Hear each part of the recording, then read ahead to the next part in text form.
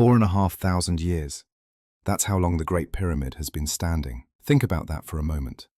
4,500 years, when the pyramid was new, when its white limestone casing gleamed in the sun, and its gilded capstone caught the first rays of dawn. Egypt was already ancient by its own standards. The Egyptians looked back at their own history with the same kind of awe we feel looking back at them, but they had no idea, couldn't have imagined, how long their monument would endure. The Bronze Age came and went. The pyramids stood. The Iron Age arrived. New kingdoms rose in Mesopotamia, in Greece, in China. The pyramids stood. Rome was founded, grew into an empire, conquered Egypt, and eventually collapsed. The pyramids stood. Christianity spread across the world. Then Islam. Dynasties rose and fell across every continent. The pyramids stood. The Middle Ages passed. The Renaissance bloomed. The age of exploration began. Europeans sailed to the Americas, to Asia, around the world. The pyramids stood. The Industrial Revolution transformed human civilization more dramatically than anything since the invention of agriculture. We built machines, factories, railroads, skyscrapers. We split the atom. We went to the moon. And still, the pyramids stood. Through wars and earthquakes and sandstorms and the simple, relentless erosion of time, the Great Pyramid endured. It's the only one of the 7 wonders of the ancient world still standing. The Hanging Gardens of Babylon? Gone. The Temple of Artemis? Ruins. The statue of Zeus? Destroyed. The Mausoleum at Halicarnassus? Earthquake. The Colossus of Rhodes? Earthquake. The Lighthouse of Alexandria? Earthquake. But the pyramid is still here. Not unchanged, mind you. Time has not been entirely kind. But it's here. Still massive, still awe-inspiring. Still fundamentally the same structure that Khufu's workers completed 45 centuries ago. Let's talk about what happened to it, because the pyramid's story doesn't end with Khufu's burial. In many ways, that's where the really interesting part begins. For the first few centuries after its completion, the Great Pyramid functioned as intended. It was a sacred site. A tomb, yes, but also a temple complex. The pyramid itself was just the centerpiece of a much larger architectural statement. There was a mortuary temple on the east side of the pyramid, right against its base. This is where priests performed daily rituals, offerings of bread, beer, meat, and incense to sustain Khufu's ka in the afterlife. There was a causeway, a long covered corridor that led down from the pyramid to a valley temple near the Nile. This is where Khufu's body was received during the funeral procession, where the mummification rites were completed, where priests prepared him for his journey to the stars. Around the main pyramid were 3 smaller pyramids, queens' pyramids, probably for Khufu's wives or principal queens. There were also boat pits. In 1954, archaeologists discovered one of these pits, sealed and intact. Inside was a disassembled wooden boat, 43 meters long, made of Lebanese cedar, with every plank and rope preserved by the dry desert air. It took years to reassemble. The boat is now displayed in a museum near the pyramid. It's called the Khufu ship, and it's one of the oldest intact vessels ever found. Why a boat? The ancient Egyptians believed the sun god Ra traveled across the sky in a solar bark, a sacred boat. Khufu, as a divine king, would need his own boat to travel with Ra through the heavens. So, they buried boats near his pyramid. Physical boats. Real, functional vessels that could actually sail, even though they were meant for the sky, not the river. This whole complex, the pyramid, the temples, the causeways, the smaller pyramids, the boat pits, was maintained for generations. Priests lived nearby. They had endowments, land grants that generated income to fund the daily offerings. As long as the offerings continued, Khufu's ka would be sustained. Maat would be preserved. Egypt would endure. But kingdoms don't last forever. Nothing does. The Old Kingdom, Egypt's golden age, the era that built the pyramids, eventually declined. Centralized power weakened. The climate changed. The Nile's floods became less predictable. Famines struck. Regional governors gained power and stopped sending tribute to the pharaoh. The kingdom fragmented. This period, called the First Intermediate Period, was a time of chaos and instability. Local warlords fought each other. Trade collapsed. The great building projects stopped. And the pyramids? The pyramids became tombs in a dying landscape. The priests who maintained them disappeared. The offerings stopped. The temples fell into disrepair. And tomb robbers moved in. Tomb robbing in ancient Egypt wasn't just opportunistic theft, it was organized crime. Professional operations. Because the pyramids and the tombs in the Valley of the Kings were packed with treasure. Gold, jewelry, precious oils, ritual objects, everything a pharaoh needed in the afterlife.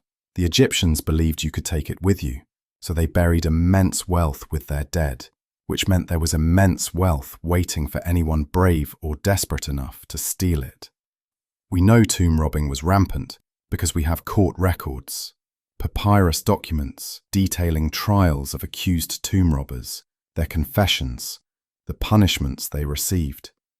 The penalties were severe. If you were caught robbing a royal tomb, you could expect torture, mutilation, or execution. The crime wasn't just theft, it was sacrilege. You were damning the pharaoh's soul to oblivion, destroying their chance at eternal life. You were attacking Ma'at itself. But people did it anyway, because gold is gold. The Great Pyramid was robbed early, probably within a few centuries of Khufu's burial.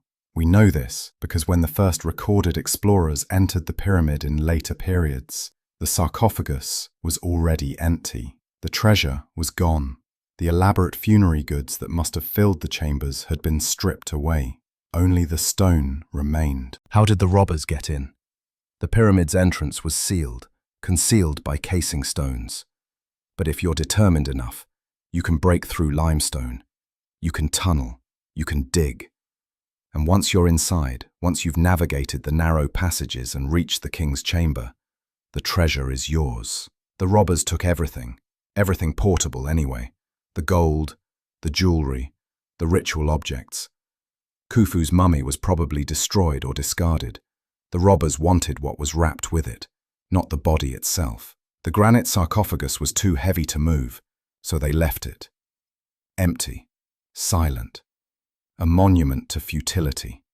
All of Khufu's preparation, all the resources invested in his tomb, all the work of thousands of laborers over 20 years. It couldn't protect him from a few determined thieves with copper tools and time. That's the thing about eternity. It's a long time to keep something safe. Centuries passed. Egypt went through cycles of unity and fragmentation, prosperity and decline. The pyramids remained, but their purpose was increasingly forgotten.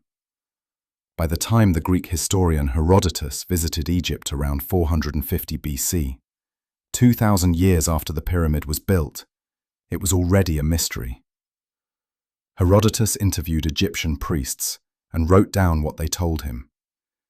His account is a mix of fact and fantasy, reliable information mixed with wild speculation. He got some things right. He correctly identified the pyramids as tombs. He recorded that the Great Pyramid took 20 years to build and employed 100,000 men. But he also claimed the workers were rotated every 3 months, which is plausible, and that Khufu was so hated that Egyptians refused to speak his name, which is probably false. Herodotus also recorded a story, almost certainly fictional, that Khufu became so desperate for money during the pyramid's construction that he prostituted his own daughter to raise funds. This is the kind of salacious nonsense that ancient historians loved to include.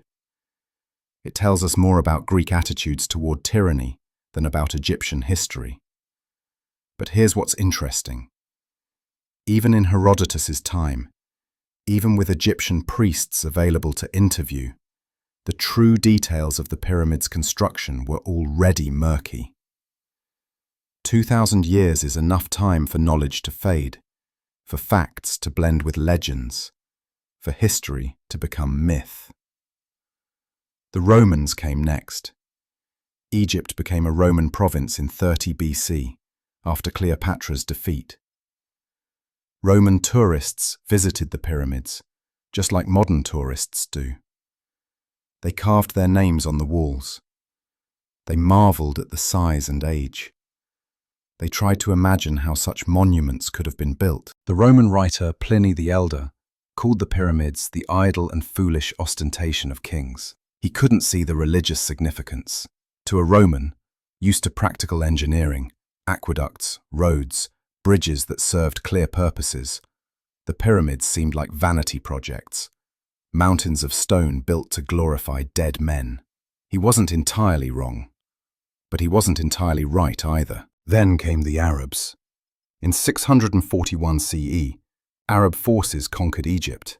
Islam spread. Egypt transformed from a Christian Byzantine province into an Islamic caliphate. The old religion, the one that built the pyramids, was long dead. Christianity had replaced it. Now Islam was replacing that. The pyramids were relics of a twice-forgotten past. But they were still there, still massive, still filled, potentially, with treasure. In 820 CE, the Abbasid Caliph Al-Mamun decided to break into the Great Pyramid. According to legend, he believed it contained treasure, maps of celestial bodies, or knowledge from ancient times. He assembled a team of workers and engineers. Their job? Find a way inside. The original entrance was still concealed, hidden by casing stones that, at that time, were still largely intact.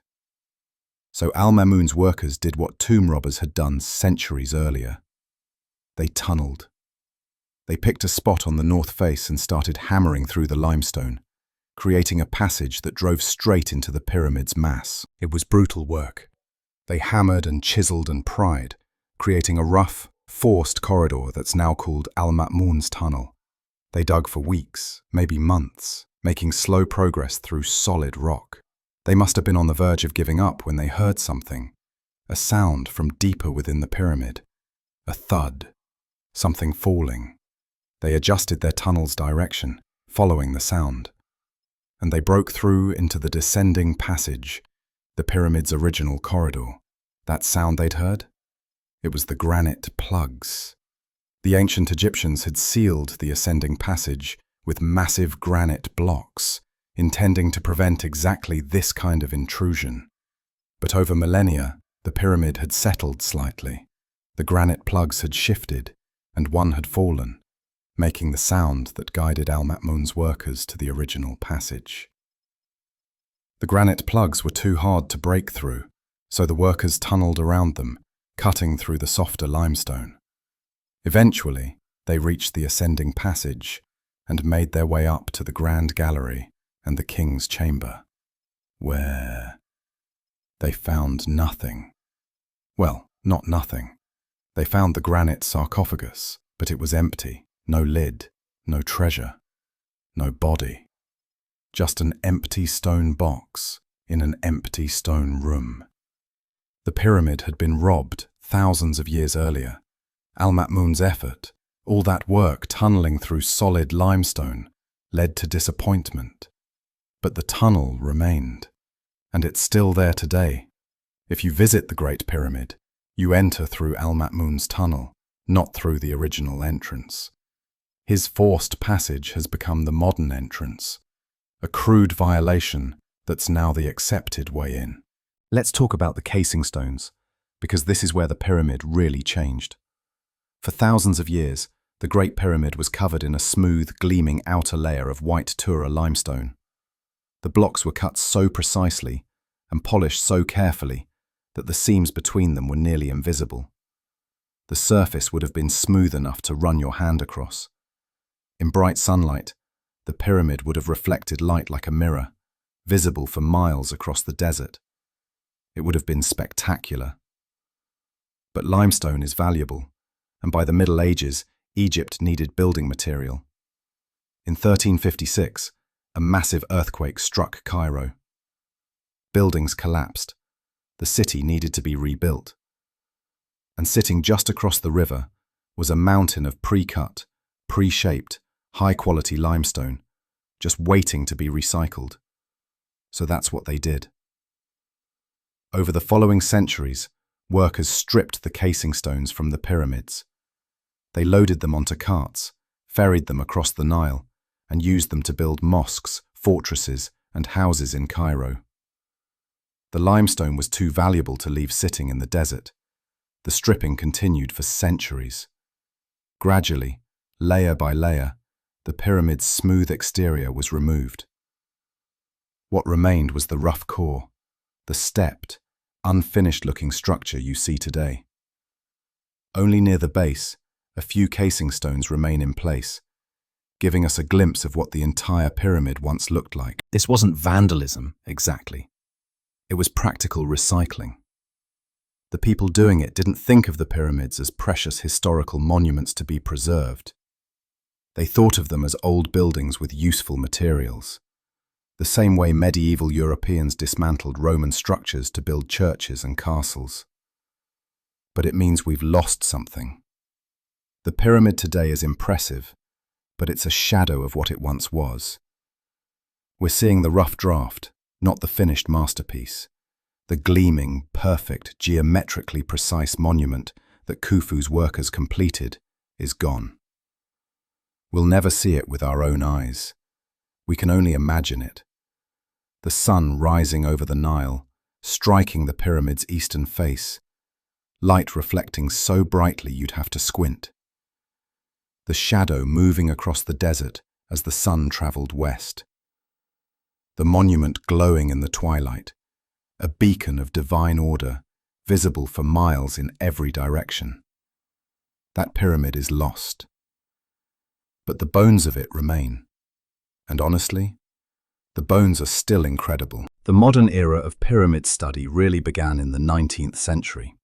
This was the age of Egyptology, when Europeans became obsessed with ancient Egypt, when hieroglyphics were finally deciphered, when archaeology became a science rather than treasure hunting. In 1798, Napoleon invaded Egypt. His military campaign was a failure, but he brought with him a team of scientists and scholars, the Commission des Sciences et des Arts. They surveyed, measured, and documented everything they could find. Their work resulted in the Description de l'Égypte, a massive multi-volume publication that introduced Europe to Egyptian monuments in unprecedented detail. Napoleon supposedly stood in front of the Great Pyramid and calculated that its stones could build a wall around France. The calculation was probably more propaganda than precise mathematics, but it captured something true: the staggering scale of the monument. In 1817, Giovanni Belzoni, an Italian explorer and former circus strongman, cleared the entrance to the second pyramid, Khafra's pyramid, just southwest of Khufu's. He became one of the first Europeans in modern times to explore a pyramid's interior. His accounts were dramatic, full of suffocating dust, narrow passages, and the thrill of discovery. Then came Flinders Petrie. In the 1880s, Petrie conducted the first truly scientific survey of the Great Pyramid. He spent months measuring every angle, every dimension, every block he could access. His measurements were astonishingly precise, far more accurate than anything that had come before. He used them to debunk wild theories about the pyramid containing secret mathematical codes or prophetic measurements. Petrie was a scientist, and he applied scientific rigor to a monument that had been buried in speculation for millennia. His conclusion? The pyramid was built by skilled workers using practical techniques. Its precision was impressive, but achievable. Its proportions were elegant, but not supernatural. It was, in short, a product of human engineering. Brilliant human engineering, but human nonetheless. Petrie's work laid the foundation for all modern Egyptology, and his measurements are still used today. Throughout the 20th century, our understanding of the pyramids deepened. Archaeologists discovered workers' villages. They found tools, records, skeletons, graffiti. They pieced together the human story behind the monuments. In 1954, the intact boat was discovered in its sealed pit. In the 1980s and 90s, Mark Lehner and Zahi Hawass excavated the workers' settlements at Giza, revealing the infrastructure that supported the construction. In 2013, the Papyrus of Maria was discovered, the logbook that provided direct, contemporary evidence of pyramid construction operations. Each discovery added detail, each excavation filled in gaps, and gradually, the mystery dissolved. Not completely. There are still debates about specific techniques, about how the ramps worked, about how certain massive blocks were positioned. But the broad outlines are clear. The pyramids were built by Egyptians. They were organized, fed, and housed by a sophisticated state bureaucracy. They used copper tools, wooden sledges, ropes, and ramps. They worked for decades. They took pride in their labor. They left their marks. And then they went home. There's no mystery. There's no lost civilization. There's no alien intervention. There's just humanity at its most ambitious, most organized, most persistent.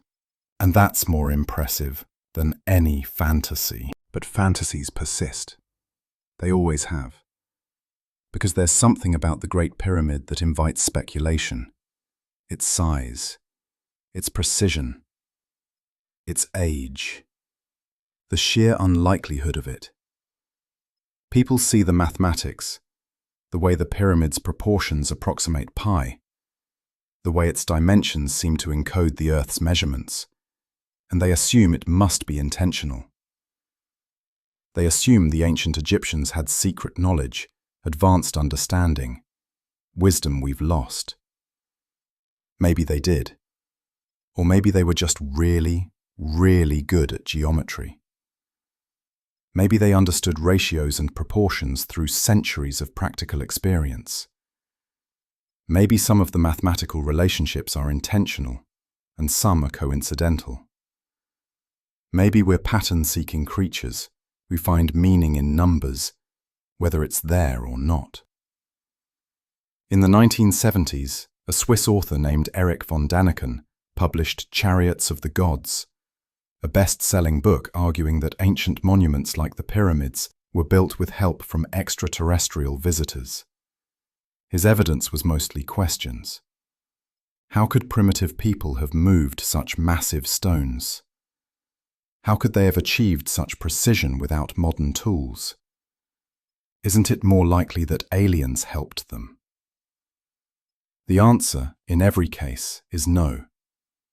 It's not more likely. It's less likely. Because we have evidence of human construction and zero evidence of aliens.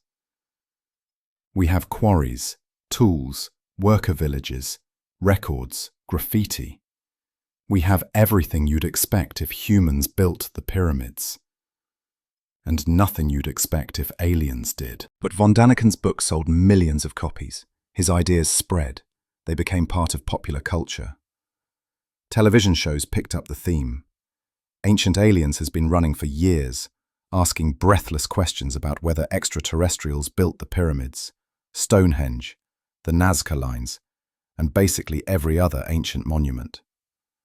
The answer is always the same. No. Humans built them. Clever, patient, organized humans with time and resources and motivation. But the alien theories persist because they're exciting. They're dramatic. They make history feel mysterious and cosmic. They suggest we're not alone in the universe. They flatter us by suggesting ancient people couldn't have achieved these things without help, which is actually insulting to ancient people when you think about it. The truth is less exotic but more inspiring. The Great Pyramid proves that humans, working together, can accomplish seemingly impossible things. We can move mountains. We can build monuments that last millennia. We can leave marks that will outlive our civilizations. We did it without magic, without aliens, with copper and stone and sweat and time. That's the real wonder. So, here we are. Wednesday, October 22nd, 2025. The Great Pyramid is 4,565 years old, give or take a few years, depending on whose chronology you trust. It's still standing, still massive, still the defining feature of the Giza Plateau. You can visit it. Millions of people do every year. You can walk around its base, feeling tiny next to blocks of stone taller than you are. You can enter through Al-Mamun's tunnel, crouching through narrow passages, climbing through the Grand Gallery, standing in the King's Chamber, where Khufu's sarcophagus still sits, empty, silent. You can touch the walls and think about the hands that shaped these stones, the workers who spent months or years of their lives dragging them into place, the masons who fitted them so precisely, the engineers who planned the whole impossible structure, the pharaoh who dreamed of eternity and somehow made it real. The pyramid has survived longer than the civilization that built it. Ancient Egypt is gone. The language is dead. The religion is forgotten. The pharaohs are dust. The Nile still flows, but everything else has changed. Egypt is a modern nation now, with cars and skyscrapers and internet and all the trappings of the 21st century. But the pyramid remains, weathered, stripped of its casing, scarred by tunnels and graffiti and time, but standing, still reaching toward the sky, still defying entropy through sheer mass and solid engineering. It's one of the oldest structures on Earth, one of the few things humans have built that has genuinely lasted, and it will probably outlast us. When our civilization collapses, and eventually it will, all civilizations do, the pyramid will still be there, waiting, enduring, a monument to the humans who built it and the humans who've wondered at it ever since. I think about Kaf sometimes, the fictional farmer I mentioned earlier, the one who spent a season hauling stones. He's not real, but someone like him was. Thousands of someones. Men who left their villages, worked for months, and went home. Men who never expected to be remembered, who just did their jobs and collected their rations and returned to their families. They didn't know their work would last 4,500 years. They didn't know archaeologists would study their sleeping quarters, analyze their bones, read their graffiti. They didn't know their names, or at least their gang names, would survive longer than the names of kings and generals and priests. They just knew they were building something for the pharaoh, something sacred, something that mattered. And they were right. It did matter. It still matters. Not because Khufu achieved eternal life. He didn't. Not in any literal sense. His body is gone. His treasure is stolen. His name is known only because it's written on the walls of the monument he built. But the monument itself, the physical structure, that endures. 2.3 million blocks, 20 years, tens of thousands of workers, bread and beer and copper tools, ramps and sleds and determination. That's how you build something that lasts forever. Not with magic, not with supernatural help, with organization, with planning, with labor, with the simple, stubborn human refusal to accept that something is impossible just because it's hard. The Great Pyramid is many things: a tomb, a temple, a mathematical statement, a feat of engineering, a symbol of ancient Egypt's power and sophistication. But mostly, it's proof. Proof that humans can do extraordinary things when we work together. Proof that our ancestors were just as intelligent, just as capable, just as creative as we are. Proof that the biggest obstacles between us and the impossible are time and effort. And if you have enough of both, you can literally move mountains. Khufu wanted to be remembered forever. He wanted a monument that would outlast empires. He wanted something that would make people stop and stare and wonder. He succeeded. The sun is setting over Giza right now. Well, not right now as you're listening to this, time zones and all that, but right now, at this moment, somewhere in the eternal present, the sun is setting over the pyramids. The light is turning golden, then orange, then red. Shadows are growing long across the sand.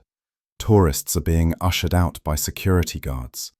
The last tour buses are pulling away, and the pyramid stands, silent, waiting. It's been waiting for 4,500 years. It will wait longer. Inside, in the king's chamber, in the darkness and silence, the granite sarcophagus sits empty. No pharaoh, no treasure, no offerings, just stone. But somehow that's enough. That's the story. I hope you enjoyed it. Or maybe you fell asleep somewhere around the part about the boat. That's okay too. That's what we're here for. If you want more stories like this, watch the next video.